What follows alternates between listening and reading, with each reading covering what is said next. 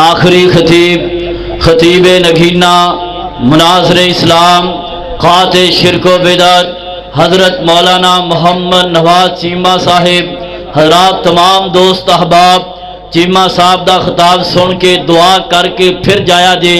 اج دی کانفرنس دی صدارت کر رہے نے نمونہ صرف حافظ محمد یوسف سید محمود والے حضرات، انہوں میں دعوت دیاں گا کہ مائبتیان اور صدارتی کلمات ارشاد فرمان، پھر انشاءاللہ چند منٹاں تو بعد چیمہ صاحب دا عالمانہ فاضلانہ محققانہ بیان شروع ہو جائے گا۔ دوست احباب پوری دل جمی دے نال تشریف رکھو، میں دعوت دیاں گا حافظ محمد یوسف صاحب۔ اعلان تسی سماعت فرمایا ہے کہ صدارتی کلمات کو آکھنے نے وہ چند منٹ دا وقت ہوتا ہے، زیادہ نہیں۔ ساڈے محقق عالم دین مولانا نواز چیمہ صاحب تشریف فرما نے، اس تو پہلے جو علماء کرام اپنی تقاریر کر گئے نے، بڑی جاندار شاندار انہوں نے بیان ہوئے نے، اللہ تعالیٰ نے جزائے خیر عطا فرمائے۔ میں دو تین باتیں کرنی ہیں۔ ایک تو یہ دسنا کہ تسی کتھے بیٹھے ہو، یہ تو اگے ہور تھوڑا ہے تعارف ہے، یعنی کون سی مسجد وچ بیٹھے ہو۔ دوسرا کچھ اپنے محترم المقام مولانا حافظ محمد یوسف سروری صاحب انہوں کی خدمت کے اندر کچھ تعزیت کے الفاظ بھی ذکر کرنے سن، لیکن وہ سٹیج تو تشریف لے گئے، بعد میں اسی اپنا فرض ادا کر رہے ہیں۔ صحیح جیسی کہ انہوں نے موجودگی کے اندر ہی موقع مل جاتا۔ الحمدللہ الذی لم یتخذ ولدا ولم یکن له شریک فی الملک ولم یکن له ولی من الذل وکبرہ تکبیرا۔ اللہم صلی علی محمد وعلی آل محمد کما صلیت علی ابراہیم وعلی آل ابراہیم انک حمید مجید۔ اللہم بارک علی محمد وعلی آل محمد کما بارکت علی ابراہیم وعلی آل ابراہیم انک حمید مجید۔ اما بعد فاعوذ باللہ من الشیطان الرجیم، بسم اللہ الرحمن الرحیم۔ ما کان محمد ابا احد من رجالکم ولکن رسول اللہ وخاتم النبیین وکان اللہ بکل شیء علیما۔ وقال النبی صلی اللہ علیہ وسلم انا خاتم النبیین لا نبی بعدی، او کما قال رسول اللہ صلی اللہ علیہ وسلم۔ اللہ تعالیٰ کی حمد و ثنا اور رسول مکرم صلی اللہ علیہ وسلم کی ذات گرامی پہ درود و سلام کے بعد میں اپنے آنے والے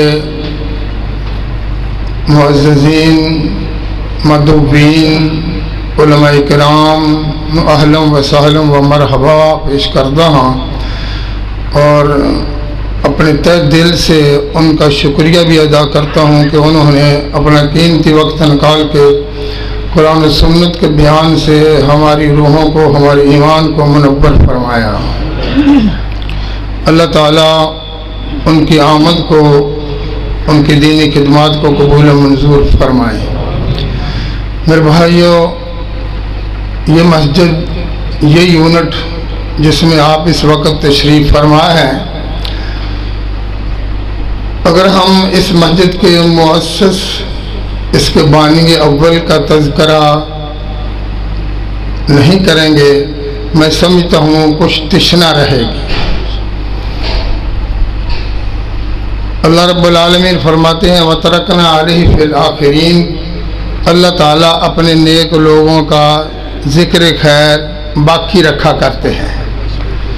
ہمارے اکابر، ہمارے اسلاف جنہوں نے اس مسجد کی بنیاد رکھی، جس سے مراد سیدنا و مرشدنا و استادنا سید مولا بخش رحمۃ اللہ علیہ اور ان کے دیگر ساتھی حجاج کرام جو ان کے دور میں تھے، ہم ان کو یاد کرتے ہیں، ان کے لیے بخشش کی دعا کرتے ہیں، اللہ تعالیٰ ان کے درجات بلند فرمائے۔ آمین۔ اس مسجد کی سنگ بنیاد انہوں نے اپنے ہاتھوں سے رکھی، اللہ تعالیٰ نے شرف قبولیت سے نوازا، اور اس دن سے لے کر مسجد آج تک ماشاءاللہ اللہ تعالیٰ کے فضل و کرم سے آباد ہے۔ سید مولا بخش رحمۃ اللہ علیہ کہ اپنے فریضہ ادا کرنے کے بعد مجھ گناہگار کو اللہ تعالیٰ نے ان کے بعد موقع عطا فرمایا ہے مسجد کی خدمت کا۔ اللہ تعالیٰ اس خدمت کو قبول و منظور فرمائے۔ میرے بھائیوں متعارف ہو جاؤ، یہ ہے مرکز سید مولا بخش رحمۃ اللہ علیہ کا، یہ سید مولا بخش رحمۃ اللہ علیہ کا مرکز ہے، یہ مرکزی مسجد ہے چک 292 سید محمود کی، جن کا سنگ بنیاد سید مولا بخش رحمۃ اللہ علیہ نے اپنے دست مبارک سے رکھا تھا۔ ان کے بعد جماعت نے اپنے اکابر کی خدمت کو اور ان کی محنت کو زندہ رکھتے ہوئے تقریباً میری موجودگی میں یہ چوتھی دفعہ مسجد تعمیر ہوئی ہے۔ انہوں نے اپنی اولاد آنے والی نسلوں کے لیے پائیدار بنیادوں پر مسجد کو تعمیر کیا ہے۔ دعا ہے اللہ تعالیٰ اس مسجد کو تا قیامت آباد رکھے۔ دوسری بات، جیسے کہ اکثر جماعتی جانتے ہیں، ہمارے جماعت کے مشہور مبلغ جناب مولانا حافظ محمد یوسف پسروری صاحب، ان کی رفیقہ حیات صالحہ نیک سیرت بیوی جو ان کو جدائی دے گئی ہے، اس کے بعد وہ پہلی دفعہ ہماری گاؤں میں تشریف فرما ہے۔ ہم ان کے اس غم میں شریک ہیں اور دعا گو ہیں کہ اللہ تبارک و تعالیٰ ان کی رفیقہ حیات کی جدائی پر جو ان کو غم لاحق ہوا ہے، اللہ تعالیٰ ان کو اجر عظیم عطا فرمائے۔ اور ہاں جی، اچھا جی، میں تو نیول بدل دی دعا کرن لگا سی، ماشاءاللہ پھر نیول بدل حاصل ہو چکے ہیں، ماشاءاللہ ماشاءاللہ، ٹھیک ہے جی ماشاءاللہ۔ چلو پہلی بات جو فریضہ تھا وہ ہم نے ادا کر دیا کہ اللہ تعالیٰ ان کو اجر عظیم عطا فرمائے۔ بھائی یہ صدمہ ہوا کرتا ہے۔ اس کانفرنس اور جلسے کا انعقاد کا مقصد ہوتا ہے عوام الناس کو دین سے آگاہ کرنا۔ جو لوگ اس پر فتن دور میں دین کی تبلیغ کا سلسلہ جاری رکھنے کی کوشش کرتے ہیں، میں سمجھتا ہوں وہ بہت خوش نصیب ہیں جو اپنا وقت اور اپنی دولت دین کی اشاعت کے لیے صرف کرتے ہیں۔ اور میں یہ بھی سمجھتا ہوں کہ علماء کرام کتنے خوش قسمت ہیں جو اللہ تعالیٰ کی توحید کے راگ الاپتے پھرتے ہیں اور جناب محمد مصطفیٰ صلی اللہ علیہ وسلم کی نبوت و رسالت اور ان کے ختم نبوت کا ڈھانکہ ان کے ذمے ہے اور بجا رہے ہیں۔ اللہ تعالیٰ ان کی محنت کو قبول و منظور فرمائے۔ یہ بھائی ان کا نصیبہ ہے۔ آپ صلی اللہ علیہ وسلم نے فرمایا تھا العلماء ورثۃ الانبیاء۔ آپ کا ارشاد گرامی ہے کہ پہلی بنی اسرائیل میں کانت بنو اسرائیل تسوسہم الانبیاء، بنی اسرائیل میں ان کی دینی اور سیاسی تربیت کرنے کے لیے ایک نبی کے بعد دوسرا نبی آیا جایا کرتا تھا، لیکن مجھ پر نبوت کا سلسلہ ختم ہو گیا ہے۔ میرے بعد العلماء ورثۃ الانبیاء، وہ علمی دولت جو نبیوں کو دے کر اللہ تعالیٰ نے بھیجا ہے، ان کے ورثاء فرمائے میرے بعد علماء کرام ہیں۔ اور علماء حقہ، ہر عالم بھی نہیں، میں یہ کہوں گا جو علماء حقہ ہیں، جو قرآن و سنت کی اشاعت کرتے ہیں، جو آپ صلی اللہ علیہ وسلم کی شریعت کی اشاعت میں لگے رہتے ہیں، وہ ہیں العلماء ورثۃ الانبیاء۔ اللہ تعالیٰ ان کی محنت کو قبول و منظور فرمائے۔ آج کا دور پرفتن دور، میں سمجھتا ہوں مجمع میں شاید کوئی ایک بندہ ایک آدھا ہو، اللہ کو علم ہے، جو ہموم غموم میں نہ گھرا ہوا ہو، جس کو غم ہم لاحق نہ ہو، جو پریشانیوں کا شکار نہ ہو۔ ہر بندہ ہی آج کے دور میں پریشانیوں کا شکار ہے۔ غم ہم یہ آج انسان کے مقدر بن چکے ہیں، کیونکہ فتنے ہی اتنے ہیں۔ اور بڑا اہم فتنہ جس کی زیادہ فکر ہے وہ یہ ہے جو انسان کو دین سے متزلزل کرنے والا ہوتا ہے۔ آج اسلام کی آواز پر، اسلام کی دعوت پر باطل آوازیں یلغار کر رہی ہیں، کوئی قرآن کے خلاف، کوئی پیغمبر علیہ الصلوۃ والسلام کی سنت کے خلاف، کوئی اسلام کے خلاف۔ میرے بھائیو، ہمیں تو اپنی یہ نئی نسل جو ہے نا، ان کی فکر لگی ہوئی ہے، ان کا کل کو کیا بنے گا۔ دین پر استقامت کے لیے قرآن پاک نے کچھ چیزیں بیان فرمائی ہیں، اور قرآن پاک نے ہمیں یہ حکم بھی دیا ہے وَلَا تَمُوتُنَّ إِلَّا وَأَنْتُمْ مُسْلِمُونَ، مسلمان ہو کر آنا ہے دنیا سے، مسلمان ہو کر۔ جب مجھ سے ملاقات ہو تم میرے فرما بردار ہو، میرے مطیع ہو، میرے سامنے جھکنے والے ہو، ایمان کے ساتھ مجھ سے ملنا ہے۔ یہ اللہ رب العالمین کا ہمیں حکم ہے، لیکن ہمیں اس کی طاقت نہیں ہے الا ماشاء اللہ، مگر یہ کہ جو اللہ تعالیٰ چاہیں تب ہی ہم ایمان پر استقامت کا اظہار کر سکتے ہیں۔ حی علی الصلاح، حی علی الفلاح کے جواب میں ہم لا حول ولا قوت الا باللہ اس لیے کہتے ہیں کہ اللہ ہمیں طاقت نہیں ہے مگر تیری توفیق کے ساتھ۔ اللہ رب العالمین قرآن پاک میں حضرت یوسف علیہ السلام کی دعا کا تذکرہ کرتے ہوئے فرماتے ہیں، انہوں نے فرمایا تھا رب قد آتیتنی من الملک وعلمتنی من تعویل الاحادیث فاطر السماوات والارض انت ولی فی الدنیا والآخرہ توفنی مسلما والحقنی بالصالحین۔ نبیوں کے ایمان کے ساتھ جانے میں کوئی شک و شبہ نہیں ہوا کرتا، نبی معصوم ہوتے ہیں، نبی کا خاتمہ خیر پر ہی ہوتا ہے، وہ خاتمہ بالخیر سے ہی داتے ہیں، اللہ تعالیٰ کی ضمانت ہوتی ہے۔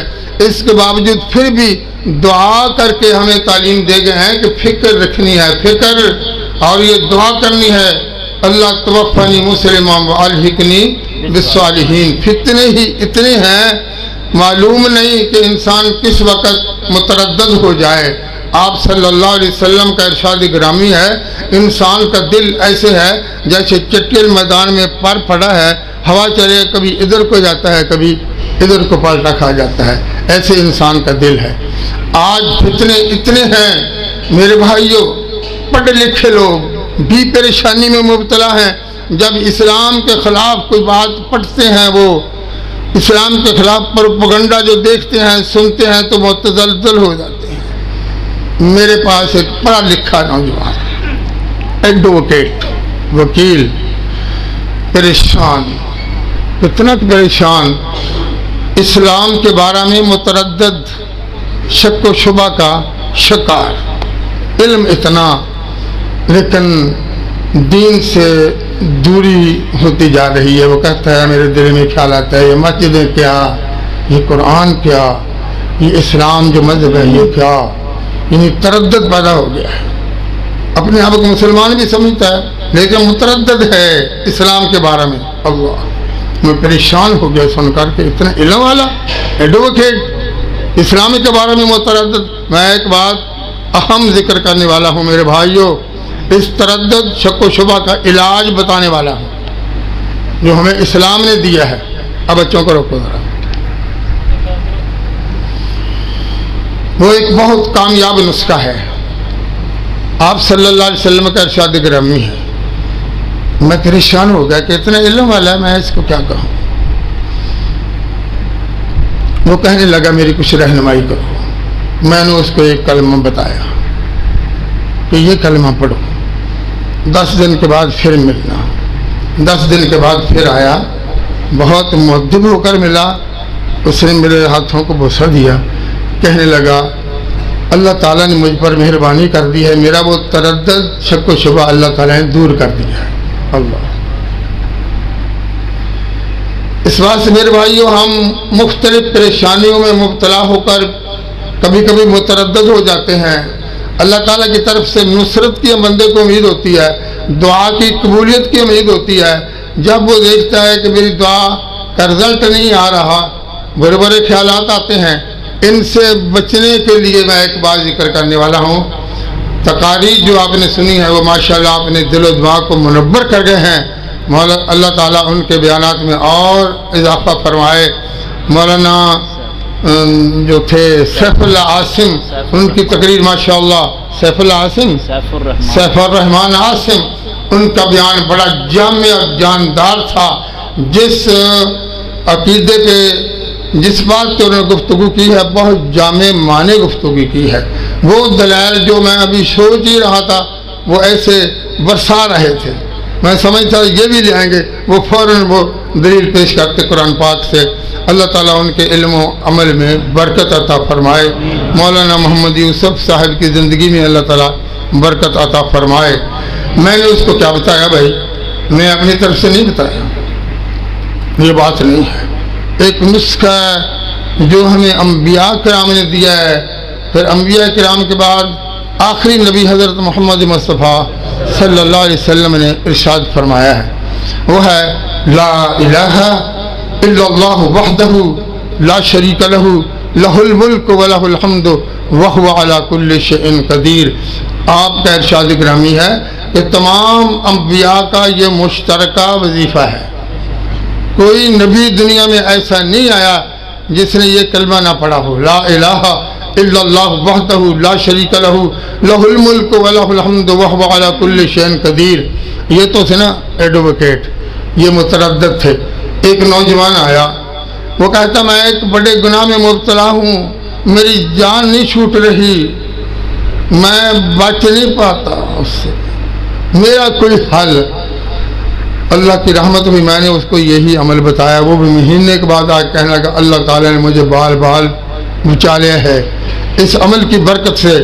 لا الہ الا اللہ وحدہ لا شریک لہ لہ الملک ولہ الحمد وہو علی کل شیء قدیر. یہ ایسا عمل ہے جس سے انسان کا رابطہ اللہ رب العالمین سے مضبوط اور منتق ہوتا چلا جاتا ہے. جس قدر پڑے گا اسی قدر رابطہ مضبوط ہوتا ہے. اس لیے میرے بھائیو ہمیں ضرورت ہے کہ ہمارا خاتمہ ایمان پہ ہو، تو ہمیں اللہ تعالیٰ کی یہ ذکر کثرت سے کرنا چاہیے. آپ نے فرمایا جو آپ صلی اللہ علیہ وسلم کا ارشاد گرامی ہے جو فجر کی نماز کے بعد 100 دفعہ یہ کلمہ اور ساتھ ہی سبحان اللہ و بحمدہ سبحان اللہ العظیم یہ 100 دفعہ پڑھے، اللہ تعالیٰ اس کے سارے گناہ معاف فرما دیتے ہیں. اور شیطان سے جو صبح سے شام تک ہمیں شکار کرنے میں لگا رہتا ہے اس سے اللہ تعالیٰ اس کو قلعے میں محفوظ کر لیتے ہیں، اس سے بچ جاتا ہے. اس لیے بھائی میں تقریر تو ایسے مجمع میں کرنے نہیں جانتا، بس یہی ایک عمل تھا، یہ ایک نسخہ ہے. جس کو بھی اللہ تعالیٰ نے توفیق بخشی وہ ضرور پڑھے، اور اگر کسی کو توفیق مل گئی میں سمجھتا ہوں میری اور اکسی بخشش کے لیے کافی ہو جائے گا. لا الہ کہہ دو، لا الہ الا اللہ وحدہ لا شریک لہ لہ الملک ولہ الحمد وہو علی کل شیء قدیر. اللہ تعالیٰ مجھے اور آپ کو اس پر عمل کی توفیق عطا فرمائے. جن لوگوں نے جلسے کے انعقاد کی کوشش کی ہے، اپنا مال خرچ کیا ہے، اللہ تعالیٰ ان کو بدل عطا فرمائے، ان کی محنت کو اللہ تعالیٰ قبول فرمائے.